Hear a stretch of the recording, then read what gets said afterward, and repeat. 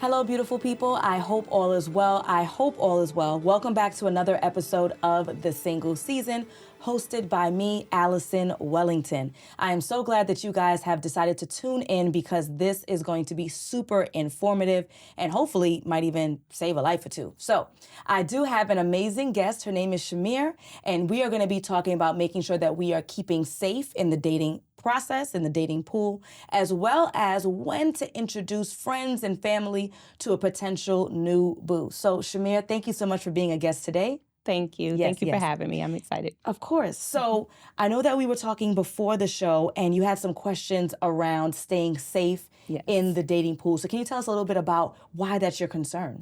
Well, I mean, I'm sure we all have seen all the stories on the news and on social media about women being attacked on dates or just the people that they have been in relationships with. I try to do as much as I can to stay as safe as I can. I go to public places. I drive myself, but I feel like maybe there's a little bit more that I should be doing just to make sure I'm staying safe. Understood. So you're already right on the money. You're already doing some of the things that I highly recommend. So number one, driving yourself to dates. That is key.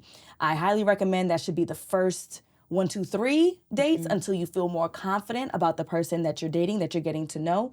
So you're already doing that correctly. Number two, I would investigate, research, Google the places that you'll be attending, especially for that first date. So if they say, oh, you know, I would love to take you to this movie theater. I'd love to take you out to this museum. I'd love to take you to this restaurant. I want you to go ahead and Google that place, check out the neighborhood, look at how many lights are on the street. I want to see what the parking arrangement's like. I don't like those big concrete fixtures. Like if they have a parking lot that is attached to the venue, that's ideal because you want to make sure that it's not only that you're arriving there safely, that when you're on your way back to your car, that nothing happens that you don't want to happen. So I highly recommend that. Do your research in Google. If it's a place that you don't like, it's a neighborhood that's not desirable, you don't like the parking, you don't like the lighting, you can very kindly say, hey, I know that you mentioned to me that you love Thai food. There's a brand new Thai place. It's so beautiful. I think that we should go here. Here's the Addy. What do you think? Right? And then many times they're going to roll with it because they're not thinking she Googled the location and the parking was not well lit. You know what I mean? Like who's thinking all that? Oh, she's listening. She knows I like Thai. Thai is actually cheaper than Italian. Let's go, right? And then now you're feeling a little bit more confident. I would also highly recommend that we're having more conversations on the phone, via FaceTime, whatever it is, before that first date. Because I think what happens many times is that people are looking to see if there's that connection. Do we have the spark? They're looking to see, does this gentleman look like the way that he presented on an app, or it was kind of dark when we met in that club or that bar. We was drinking a little bit, maybe, right? And so we kind of rush to the date. And a lot of times those red flags or those concerning feelings, that gut feeling that you have can be found before that first date. If we elongate the talking before that first date, we get to see what's around them. If we're on FaceTime, the condition of their home, potentially who they live with. If you're hearing voices in the back that are a woman, who the hell is that? You said you live by yourself. Now you got a wife in the back. You got a baby crying. Right. Who's the baby? Right? So that's going to give us some insight as well. So again, keep doing what you're doing in regards to driving yourself. Investigate locations. Go on Google Maps. See what it looks like. Suggest another place. If you feel like that place is looking a little wanky, get on the phone maybe a good 2 weeks beforehand to get to know that person. I'd also highly recommend maybe not giving out your phone number, your direct number just yet, because some people may have access to platforms. They can Google your number, they have your name, and then now they have more information that you're ready to provide, right? So, and then maybe you can do like a Google Voice. You pay for the subscription so that they don't know that you don't trust them yet, right? When they call in, it just rings. And then what I would do is, though, this is important because you don't want to hold on to this fake number too long. What if date number 1 goes well and it's like, damn, he has this fake number. So what I would do is once it's gone well and you want a date number 2, you're going to say, hey, James, I really enjoyed the time that we spent together. You know, I'm sure you can imagine as a woman, sometimes it feels a little uncomfortable going out with someone who was once a stranger. We're no longer a stranger now, we're flirting, right? Who was once a stranger. So I want to give you my primary phone number and I'll text it to you. Is that okay? You're not going to say fake number. We're not going to say Google Voice. I want to give you my primary phone number. Okay. And then you offer it that way. Once you feel like, okay, I feel safe enough to go out with this gentleman again, and I don't have my guards up. So those are the things I would put in place. Also, sharing your location. Share your location with a trusted friend so that everyone or the person you choose knows where you are. Okay. And then, you just have more chance of just feeling safer. Now, realistically, can you still get something happen? Yes, but you'll feel more confident, and then your mind won't be wondering on, is he a killer? Right. And it'll be focused on, I'm listening to him, I'm engaging in conversation, I'm being bubbly, I'm smiling, I'm warm, I'm not scared.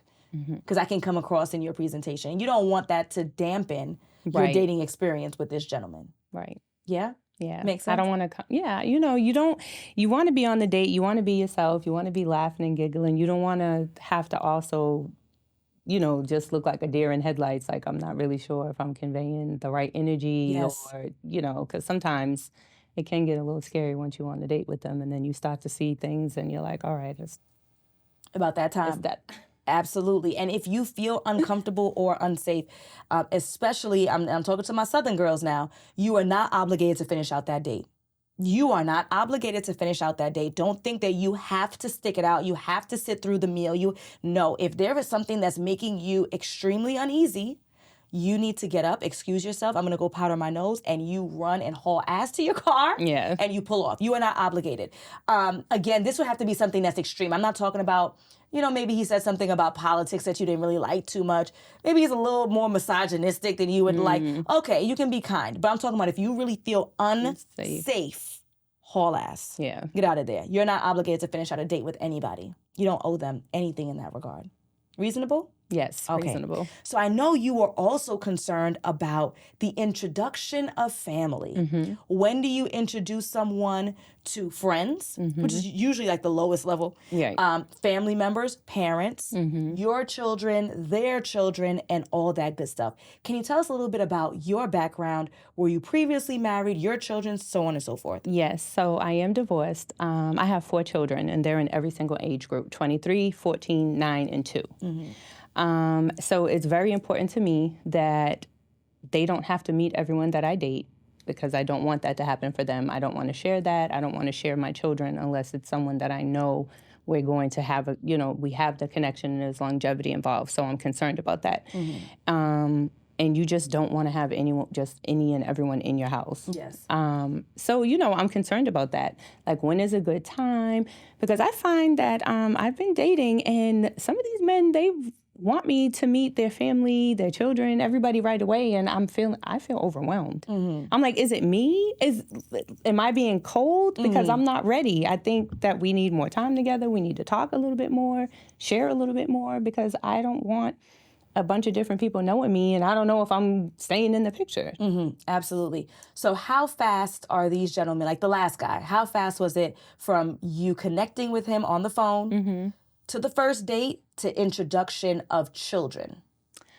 Or his attempt to, anyway.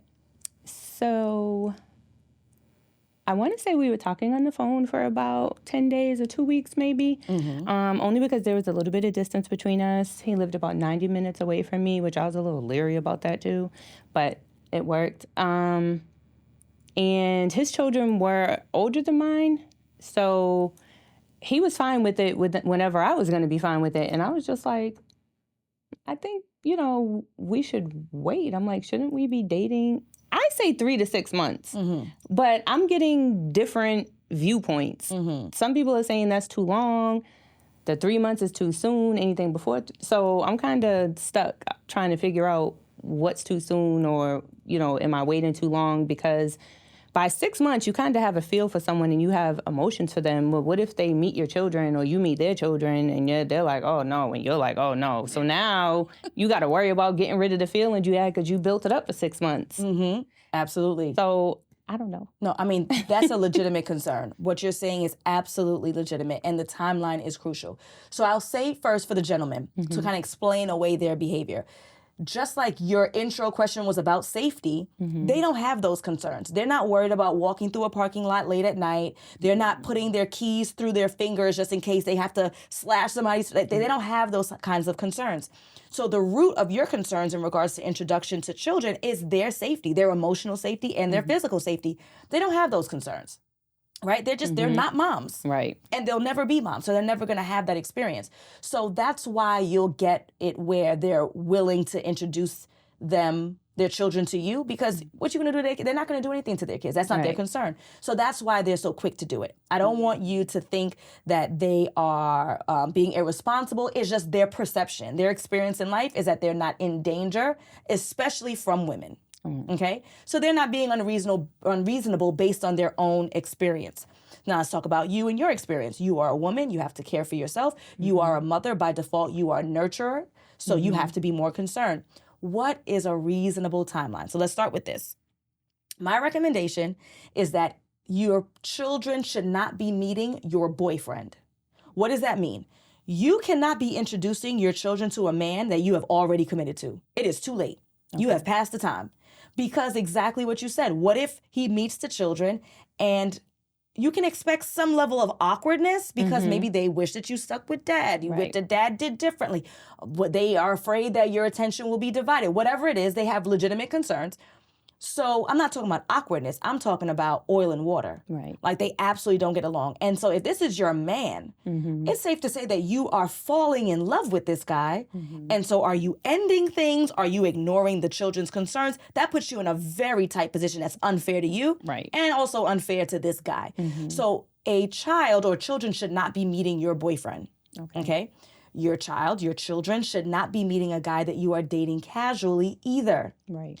So what I would say, we can't put a timeline necessarily. I would put an emotion line on it. Okay. So the emotional timeline should look like, I'm going to introduce my children to this gentleman when I care for him. Okay. I am not in love. We are not committed.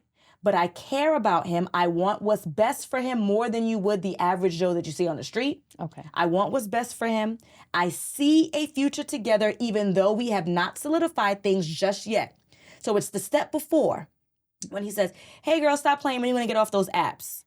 Well, I've been thinking about that, and I think it's important that we meet each other's children before we take that next step. So it's right before the commitment. We cannot wait until the commitment. And I'll tell you that what I advise my clients is that we should be in a committed relationship within 6 months. So that 6-month mark for me is too late. Okay. Because if we meet and we are having conversations or connecting or communicating every day, and then let's say 2 weeks in we're going on our first date and we go out once a week, if things are tight once every 2 weeks, we're talking about 12 dates. We're talking about daily communication. Within 6 months, both parties should decide whether or not we want to commit to each other. So 6 months would be too late. Okay. Again, I don't want to put a time on it. I want to put an emotion on it. When you say, I care about this guy, if he were to ask me to be his girlfriend, his woman, his partner, I would say yes. And I have an inclination that he's about to ask. He says things. He wants to introduce me to his mom. The children part, they think the kids are going to forget. He's asking when's the next time that, I'm going to come over for mom's this event, the cookout, the plates, whatever it is. We're definitely going in that direction. I can anticipate that any day now, he's going to say to me, look, you need to stop playing with me, girl. You need to be my woman. This is the time to introduce. Okay. Before he's your man. Because we cannot wait until that point. And then you're introducing me to your boyfriend with no consideration, if I'm the child, with no consideration of how I might feel about it. Right. Does daddy know? Yeah. Right? There's a lot of questions. Right before that step. Because you do want to see how they interact with your children. Because that may be a deciding factor in whether or not you continue to see him. Yes. And how he just functions with children. How does he deal in uncomfortable situations? There might be a son smelling himself, 14, and wants to know, what are your intentions with my mom? How does he behave? How does he function in those kind of awkward situations? What's his answer when your daughter says, what's your intentions with my mom? Or my daddy actually does it better than that. Little slick comments here or there that he or she might say. How does he deal? Because this guy will potentially be a stepfather if things go well. Right. So you need to be able to see how he functions with the children. So again, on an emotional timeline, I care. And if he were to ask me to be his woman, I would say yes. Now it's time to meet the kids and see how well or unwell they mesh. Right? Yeah. Now, what are the conversations that you're having with your children? They're not meeting the guys, but what's their understanding of you in your dating process? They kind of wanted me to date. They're like, you need to get out, expand your horizons. Okay. My oldest, she's 23. So, of course, she knows more than her siblings. And she's just like, Mom, I want you to be happy. You deserve the love that you give. My son, he's like, I just want you to be happy and safe. He's like, I'm with whatever you're with. My 9-year-old, she's always like, yes, queen, yes. So she's my little fan club.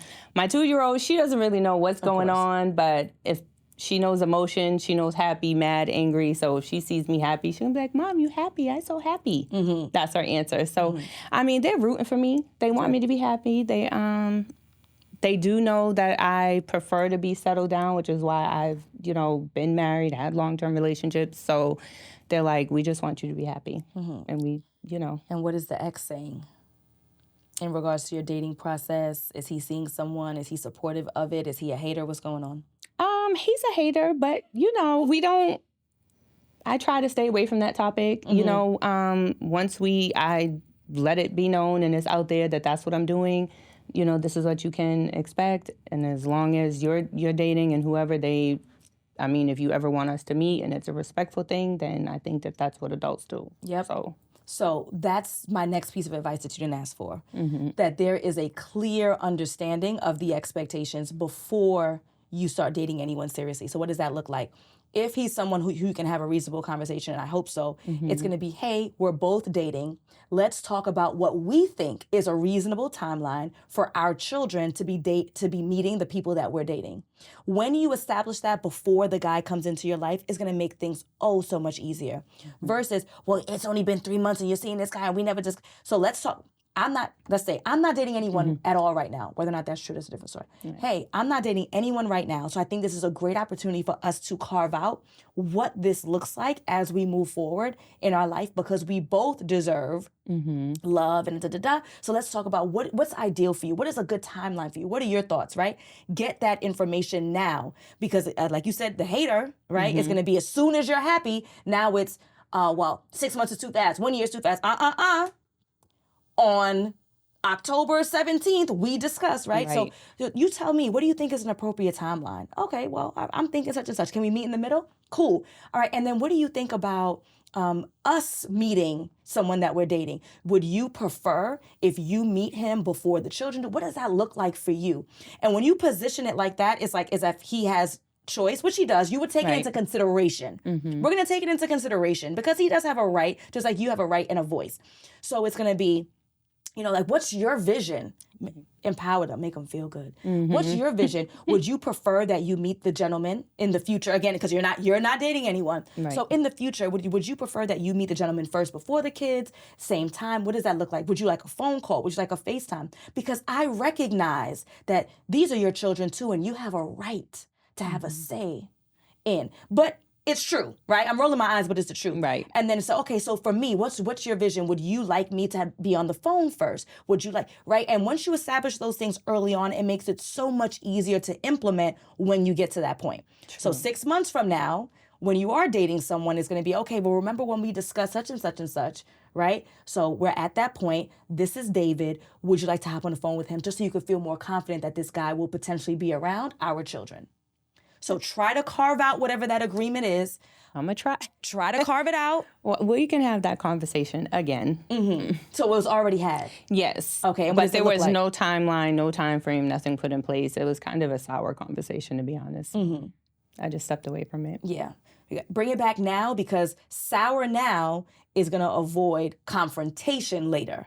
I'd much rather sour and uncomfortable than potential confrontation. True. And so if you can use or leverage a good time, a good moment, your baby's next birthday where everyone is smiling and happy, and as we're cleaning up and we're packing up and we're sweeping, hey, right? Like something, try to get it on a high. Your son's football game and he scored a touchdown, his first touchdown for the whole season. Oh, we're so excited. Oh, he's grown into such a great young man. I'm really happy about the impact that you've been having on him. And I see play it up, right? Right. So speaking of which, and then transition. So if you can kind of use a high, it can help to lessen the sourness, but rather sour now than confrontation later. Okay. And it doesn't mean it's going to be 100% absolved, but it can help. It can help if we bring it back to, but remember back in October, we talked about this, and you said 6 months, and you said you wanted to talk to him first. Are you sure you don't want to? Because I want to be respectful. Right. I want to be respectful of what we discussed, and you said you want to talk. No, I don't want to talk to him first. I'm fine. All right, I understand that and I respect it. Bang. All right, kids. I want to introduce you to David. We're going out for dinner tonight, and I want to. He's a very special person to me. He's a really good friend. It could potentially be more, and so I want you to meet him and tell me what you think, and make them feel empowered as well. At the end of the day, you are a woman first, and that's how you became a mother. Right. And that might not be a popular take. It's not. People but try it is to the truth. Fight me all the time in the comments when I say that. I'm like, my gender, my womanhood came first. It doesn't mean that I put that over the decisions that I make for my children. Right. I said, but if you are moving in sync with the things that are of priority in your life, those things are, it's not going to cause you to disregard your children. So I be getting tore up in the comments when I say that. I'm like, y'all can just keep fighting because I ain't answering. If you want. Because the reason why you're a mom, I'm a mom, is because we are women. Right. So that means literally I am a woman first. That's how I was able to give birth to my child and your children. Exactly. So we have to lead with that. We want to make sure that they feel heard and empowered. You'll take what they say into consideration as you make your final decision, just like you do for everything for them. Right. You take into consideration what color dress that they want for the prom, but you're going to choose whether or not it's a short dress or a long one. Right. You're going to take into consideration that they get their nails done, but you're going to choose French over all the diamonds and the studs. You're going to take into consideration where they want to go to school, but you're also going to consider what the tuition is and how much you have to take out versus what you're paying out of pocket. You are the decision maker. Right. Taking into consideration your children's wants and desires and keeping in mind that they are still children nonetheless. Right. You have the authority and that's it. Okay. So what is your takeaway? What are you going to walk out of this studio today and do differently in your dating process? The Google number for sure. Because I've had to block some people. So the Google number would help me.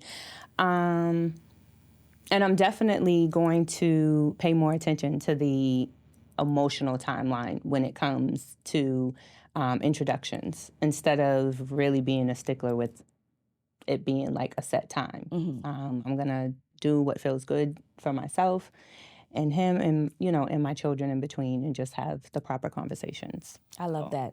So, Shamir, I want to thank you so much for being an amazing guest who has helped, I'm sure, so many women on their dating and relationship journey. Before we wrap up, how can we connect with you, especially if we are a handsome gentleman in the Atlanta area? How can we connect?